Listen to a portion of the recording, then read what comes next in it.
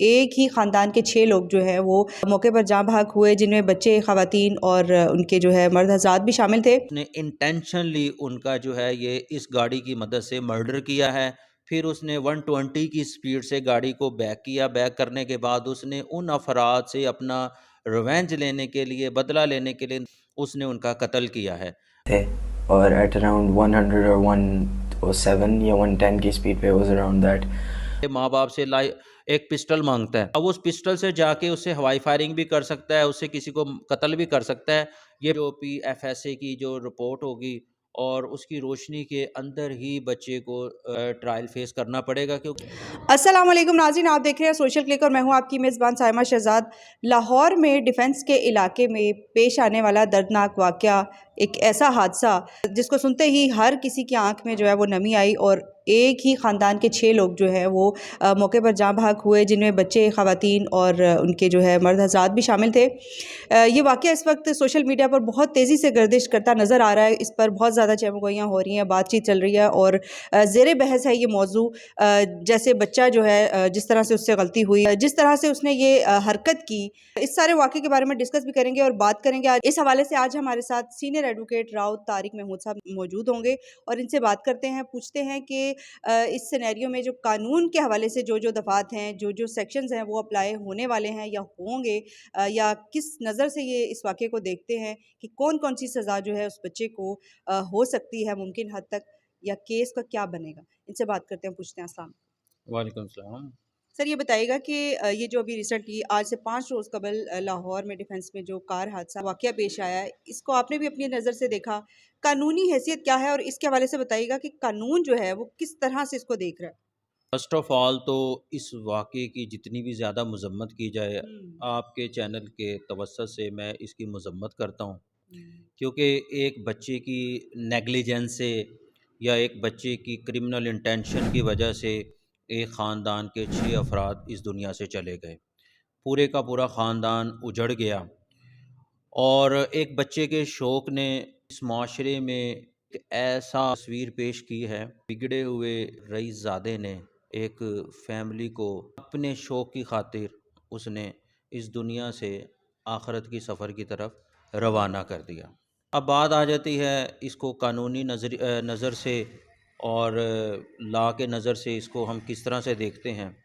سب سے پہلے تو جو یہ کیس ہے وہ زیر تفتیش ہے متعلقہ تھانہ میں، اور جو اس کیس کے جو تفتیشی افسر صاحب ہیں وہ بہت ایمانداری سے اور اس کیس کی تفتیش کر رہے ہیں، کیونکہ اس کیس میں آپ کے بھی علم میں ہے کہ سی ایم پنجاب کی طرف سے بھی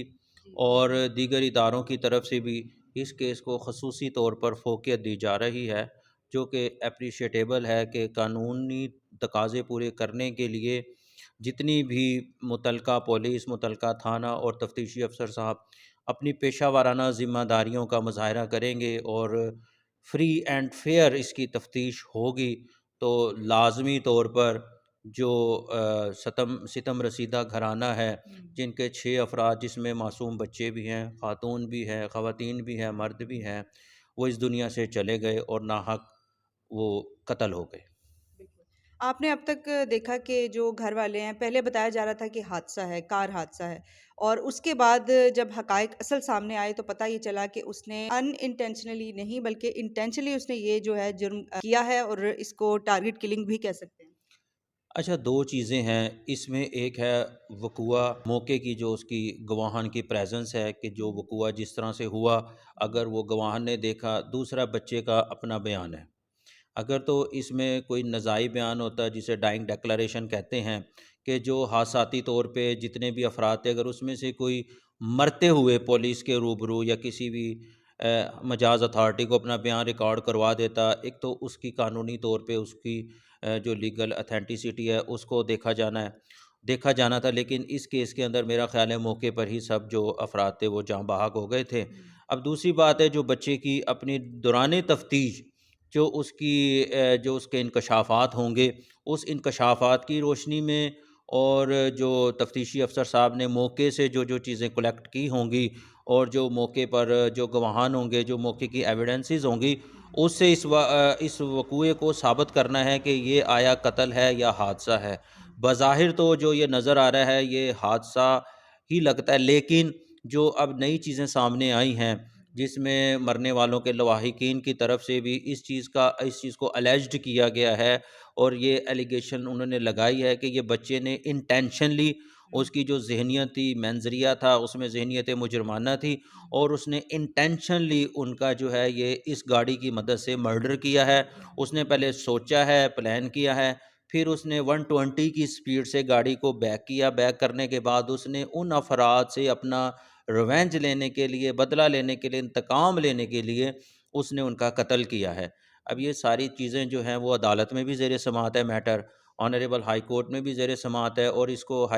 جو پولیس آفیشلز ہیں، ہائی اپس ہیں، انہوں نے بھی اس کو دیکھنا ہے، اور پھر سب سے مین چیز ہے اس کی انویسٹیگیشن۔ اب تفتیش میں دیکھا جائے گا کہ یہ کیس جو ہے وہ آیا 322 کے اندر ہی آتا ہے یا آیا 302 میں آتا ہے۔ ویسے جو 322 ہے یا 320 ہے، 320 عموماً لگتی ہے ریش ڈرائیونگ کرتے ہوئے غفلت کے تحت جب ایکسیڈنٹ ہو جاتا ہے، اور اس سے جو ہوتا ہے وہ قتل بھی سبب میں آتا ہے۔ تو اب یہ قتل خطا قتل بھی سبب کا ہی کیس بنتا ہے، اور ویسے تو 322 لاگو ہوتی ہے جس کی سزا دیت ہے، اور جو دیت ہے وہ تقریباً 30,600 سم تھنگ جو ہے وہ جو چاندی کی قیمت ہے، اور وہ ہر جولائی کو جو فیڈرل گورنمنٹ ہے دیت کی جو سالانہ وہ مقرر کرتی ہے، جو کہ اس وقت 72-74 لاکھ روپے بنے گی، وہ فی پرسن کے حساب سے دیت کی رقم ہے سزا کے طور پہ۔ اور اگر تفتیش کے بعد انویسٹیگیٹنگ آفیسر یہ سمجھتے ہیں، اور اس میں کیونکہ میٹر ابھی پینڈنگ ہے، یہ آنریبل ہائی کورٹ نے اس کو ڈیسائیڈ کرنا ہے کہ اگر تو اس میں 302 لگتی ہے تو کس طرح سے لگے گی، اور قانونی طور پہ اگر 302 لگی تو ظاہری بات ہے قانون اپنا راستہ خود نکالے گا، اور 302 کے تحت پھر اس کا ٹرائل چلے گا۔ لیکن بظاہر طور پر تو یہ جو ہے ایکسیڈنٹل کیس ہے، جو کہ سیکشن 322 کے اندر ہی آتا ہے، اور اس کے تحت ہی اس کو سزا ملنی ہے، اور اس کے تحت ہی وہ اس کو قانونی طور پہ عدالت نے اس کے ٹرائل کو دیکھنا ہے۔ اچھا یہ بتائیے گا کہ اب تک یہ نیوز آ رہی تھی کہ 302 بھی ایڈ کر دی گئی ہے اور ایک اور سیکشن بھی اپلائی ہوا ہے، تو جیسے کہ دہشت گردی کے حوالے سے بتایا جاتا ہے کہ دہشت گردی کا سیکشن بھی اپلائی کیا گیا اور اس کے اوپر 302 بھی لگ گئی ہے، لیکن آپ کیسے کہہ رہے ہیں جو آج کی ہیئرنگ ہے کیا اس میں کوئی ایسی چیز ایڈ کی گئی؟ دیکھیں، پینک اگر کریٹ ہوا تو سیکشن 7 جو ہے ٹیررزم ایکٹ کا تو وہ لگے گا، اور اس میں ظاہری بات ہے کہ جب پبلک پلیس پہ اور خوف و ہراس پیدا کرنے کے لیے، دیکھیں ظاہری طور پہ تو دیکھیں اس میں ایک بچہ ہے وہ جوینل سسٹم آرڈیننس 2000 سیکشن ہے کے تحت، جوینل سسٹم آرڈیننس 2000 کے تحت ہی اس کا ٹرائل ہونا ہے، کیونکہ وہ بچہ انڈر ایج ہے، 18 سال سے کم ہے، اور اس کو بطور جوینائل ہی عدالتوں نے اس کو کنسیڈر کرنا ہے۔ اب یہ ہے کہ بچہ ظاہری بات ہے جذباتی تھا، بچہ تو بچہ ہی ہوتا ہے۔ اب یہ بچے کے جو گارڈین ہیں وہ اس کے پیرنٹس ہیں۔ اب بچے نے اگر گاڑی مانگی، اب دیکھیں گھر میں پسٹل پڑا ہوتا ہے، وہ چاہے لائسنسی ہو یا نان لائسنسی ہو، اب ایک بچہ اپنے شوق کے لیے، اپنا شوق پورا کرنے کے لیے ماں باپ سے ایک پسٹل مانگتا ہے، اب اس پسٹل سے جا کے اس سے ہوائی فائرنگ بھی کر سکتا ہے، اس سے کسی کو قتل بھی کر سکتا ہے۔ یہ پیرنٹس کو سوچنا چاہیے تھا کہ انہوں نے ایک بچے کو گاڑی اس وقت کیوں دی، اور جب اس کے پاس لائسنس نہیں تھا، پھر اس بچے کی خود جو ایڈمیشن ہے، اس کی کنفیشن ہے کہ وہ یہ کہتا ہے کہ میں 120 کی سپیڈ میں گاڑی ڈرائیو کر رہا تھا، اور اس نے کہا کہ میرے پاس کوئی آپشن نہیں تھا، آپشن نہیں ادھر بھی بیریئر تھا ادھر بھی، اور میں یا تو گزر جاتا، یعنی کہ میرے پاس ایک ہی آپشن تھا کہ میں نے کار کو ہٹ کر ہٹ کر دیا۔ کیا وجہ بنی، کیسے ایکسیڈنٹ ہوا؟ سر وجہ اس طرح بنی کہ ہم لوگ جا رہے تھے اور ایٹ اراؤنڈ 100 اور 107 یا 110 کی سپیڈ پہ، واز اراؤنڈ دیٹ، اور ہم لوگ جیسے ہی ہم نے بیریئر کراس کرنے کی کوشش کی تو سامنے ایک دم سے اللہ کی طرف سے ایک گاڑی آ گئی فرام دا رائٹ سائڈ، اور رائٹ سائڈ سے گاڑی آئی ہے، اور وہ بالکل ہی I think it was like 10 یا 20 کی سپیڈ پہ ہوگی، اور وہ بالکل ہی ڈیڈ سلو ہو گئی تھی۔ تو بیکاز ہمارے بیریئر تھا لیفٹ اور رائٹ سائڈ پہ، اور ہم صرف درمیان سے گزر سکتے تھے، تو وہ driver had no choice but hit the car. Sir مجھے چوٹیں لگی تھیں سر بہت زیادہ۔ اچھا، تو آپ تو گاڑی میں اس وقت اکیلے تھے؟ نہیں سر، میں اکیلا نہیں تھا، میرے ساتھ 3-4 لوگ تھے۔ اچھا، آپ ساتھ جی آپ کے دوست تھے؟ سر، جی سر، ہم لوگ میکڈونلڈس کھانا کھانے جا رہے تھے سر۔ تو منع نہیں کیا تھا جب گاڑی گھر سے لے کے نکلے آپ؟ جی سر، بابا نے کہا تھا کہ نہیں جانا اور اس طرح ڈرائیور کے ساتھ، پھر میں نے ضد کی سر، اور پھر میں اس طرح آیا۔ ओके। ज़िद की बाइस पे ही बाबा ने जान दिया, वरना वो नहीं जाने दे रहे थे। हिट कर दिया। अब उस बेवकूफ़ को देखें कि उसकी बेवकूफ़ी कह लें या उसके जो है इंटेंशन कह लें, कि अब जो दूसरी कहानी है, दूसरा व्यू है इस केस का, वो यही है कि वो उनकी ख़वातीन को जो है वो हैरेस कर रहा था। हैरेसमेंट में जब वो हरासा कर रहा था तो डेफ़िनेटली जो उसके मर्द थे उन्होंने उसके साथ उनकी तल्ख़ कलामी हुई, और उस तल्ख़ कलामी के नतीजे में अब उसने फ़ौरी तौर पे ये रिएक्शन किया और उसने ये सोच लिया कि मैंने इनको कत्ल करना है। अगर तो उसकी वो सोच इंटेंशन यही है कि उसने इनको कत्ल करना था, फिर उसने उसी वक़्त गाड़ी में बैठ के वो प्लान बना लिया और उसने गाड़ी को कत्ल करने के नज़रिए से ही, कत्ल की सोच के साथ ही उसने कत्ल अमद के तहत फिर उसने गाड़ी को बैक किया 120 की स्पीड से, और फिर उसने वो जो 20 की स्पीड पर गाड़ी थी उसको उसने इसीलिए हिट किया कि ताकि वो इस स्पीड से उनको मारे कि उसमें से कोई भी ज़िंदा ना बचे। तो इसका मतलब है कि उसने इंटेंशनली उसका जो मंज़रिया था, उसने वो कत्ल अम्द को ही उसने अटेम्प्ट की, और उससे 6 अफ़राद का वो दुनिया से चले गए, कत्ल हो गया, वो जाँ बहक हो गए। उसको अब तफ़्तीश में अगर वो हादसा आया तो फिर हादसे के तहत उस केस को देखा जाएगा। अगर वो साबित हो गया कि उसकी इंटेंशन जो थी वो उनको कत्ल करने की थी, मर्डर की थी, तो फिर ज़ाहिर बात है कि वो जो ट्रायल है वो 302 के तहत चलेगा। लेकिन इसमें अदालतों ने, कानून ने बच्चे को कंसीडर्ड जुवेनाइल के तौर पे ही करना है, और जुवेनाइल जो ऑर्डिनेंस सिस्टम 2000 है उसके तहत ही उसका वो ट्रायल चल रहा है।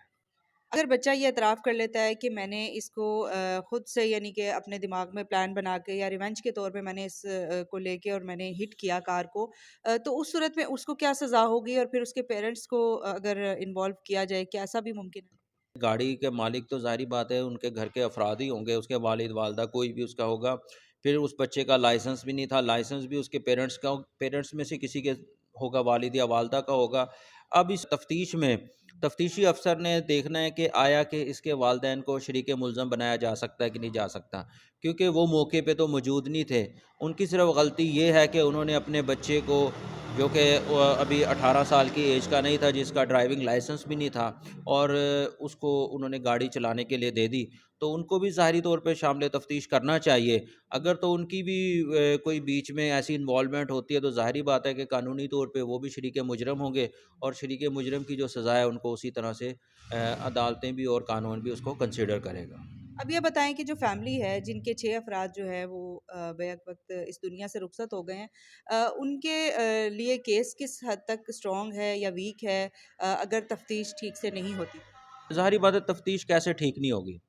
ज़ाहिर बात है कि वो इस वक्त मीडिया पर भी और हर जगह पर ये केस डिस्कस हो रहा है, और वज़ीर आला पंजाब साहब भी इसकी खुद मॉनिटरिंग कर रहे हैं। तो ज़ाहिर बात है कि इसमें मेरा नहीं ख़्याल है कि पुलिस कोई अपनी नेग्लिजेंस करेगी। जो मौके से हक़ाइक़ होंगे, जो मौके से सबूत कलेक्ट होंगे, जो एविडेंसेस होंगी, जो बयानात होंगे, और फिर इसमें प्रोसिक्यूशन में ज़ाहिर बात है कि जो लवाहिकीन के जो